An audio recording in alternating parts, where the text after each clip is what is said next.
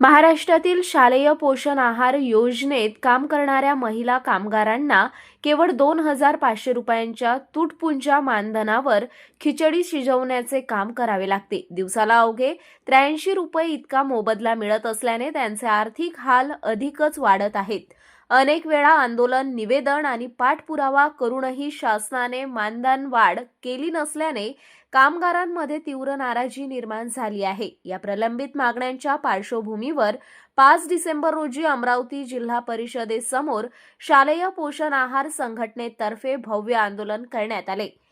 लाल बावटा कामगार संघटनेच्या नेतृत्वाखाली शेकडो महिला कामगार रस्त्यावर उतरल्या। आंदोलनादरम्यान कामगार महिलांनी स्पष्ट इशारा दिला की शासनाने त्यांच्या मागण्या पूर्ण केल्या नाहीत तर शिक्षण मंत्री दादा भुसे यांच्या घरासमोर तीव्र स्वरूपाचे आंदोलन करण्यात येईल, अशी प्रतिक्रिया व्यक्त केली। काही महिलांनी संताप व्यक्त करत गरज पडली तर दगडफेक करून निषेध नोंदवू असेही म्हटले। कामगारांच्या या तीव्र आंदोलनामुळे शालेय पोषण आहार कर्मचाऱ्यांच्या मानधनावाढीचा प्रश्न पुन्हा ऐरणीवर आला आहे।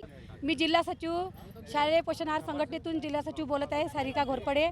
आम्ही दादासाहेब भुसे यांच्या दारी गेलो होतो आणि तिथे धरणे आंदोलन केलं। त्यांनी आम्हाला म्हटलं की 1000 रुपयाची वाढ देतो, परंतु त्यांनी दिलेली नाही आहे। त्यांनी आमची जी 1000 रुपयाची मानधन वाढ आहे ती तात्काळ दिली पाहिजे आणि आम्हाला मानधन नको तर 18,000 रुपये वेतन मिळालं पाहिजे, अशी आमची सरकारला विनंती आहे।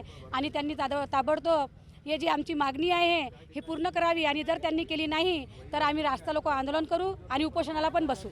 त्या समस्या आहे की आम्हाला फक्त 83 रुपये रोज मिळतो आणि आमच्या महिलांना 6 ते 8 तास काम करावं लागते आणि त्यातमध्ये संडास, बाथरूम धुणे, झाडझूड करणे आणि खिचडी बनवणे, भांडे घासणे हे सुद्धा आम्हाला कामं करावं लागतात। आंदोलन करू, रास्ता रोको आंदोलन करू, उपोषणाला बसू आणि आता दादासाहेब भुसेच्या साठी आंदोलन त्यांच्या दारी जाऊन सुद्धा आम्ही गोटमार सुद्धा करू, असा आम्ही निर्णय घेतला आहे। आता आमच्या एवढ्या समस्या आहे, आम्हाला 6 तास 8 तास काम करावं लागते, पण आम्हाला कामापेक्षा एवढं काम करून घेऊनही आम्हाला फक्त 83 रुपये रोज पडतो।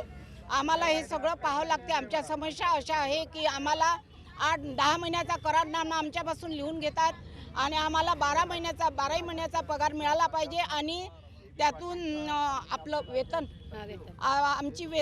आम्हाला वेतन म्हणून मिळालं पाहिजे। जर नाही केलं तर आम्ही कोर्टात जाऊ आणि कोर्टात जाऊन आम्ही आमच्या उपोषणाला बसू शकतो किंवा आम्ही दादासाहेब भुसे यांच्या शिक्षण मंत्र्याच्या घरावर जाऊन गोटमार सुद्धा करू शकतो, एवढी आमची हे आहे।